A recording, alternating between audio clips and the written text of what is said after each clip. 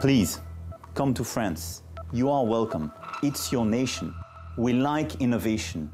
We want innovative people.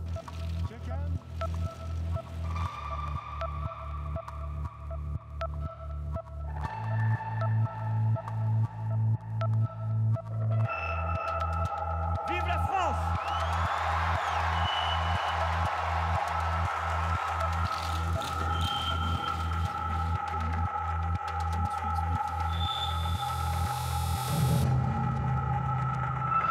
America first. And believe me, it's about time.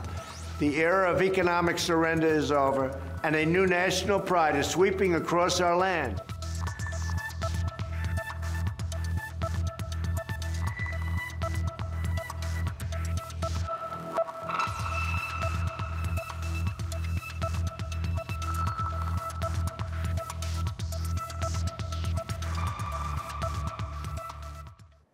And TRT World's very own Sarah Morice is in Paris covering the event. Sarah, great to have you with us on Money Talks.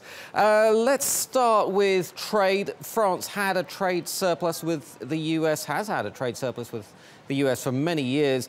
Is there any sign that Trump is trying to redress that balance, as he has done with so many other countries?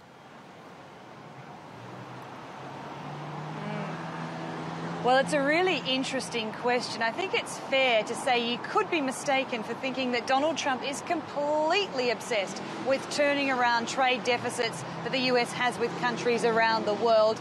He made no mistake of it in his election campaign. Really, for him, the clearest indication that the US is being taken for a ride on the international markets is the fact that they import more than they export. They buy more than they sell. He doesn't like it, and boy, do we know about it. As soon as he was president, he ripped up the Trans-Pacific Partnership.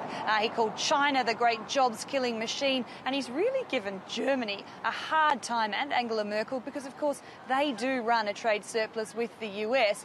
But as you said, so does France. But for some reason, France seems to be being let off the hook, and it wasn't particularly addressed during Trump's visit here. There was some vague comment from Donald Trump about the fact that he'd be willing to have a bit of a look at trade, but only if it was mutually beneficial. Mutually beneficial, indeed. Now, but Macron, as we saw in that piece earlier, he is trying to attract technology workers who are probably being pushed away from the US. What are Macron's motives for doing this? Look, he's an opportunist and he's a smart one as well. He's now in charge of an economy that's flailing. It's his job to turn it around. And the tech sector, perhaps, is his great hope. In fact, by French standards, it's actually doing pretty well. You might be surprised to know, I've just learnt this, that 5 out of the 12 top-selling apps at the Apple Store are actually French-owned. So there's a base from which Macron can work with here.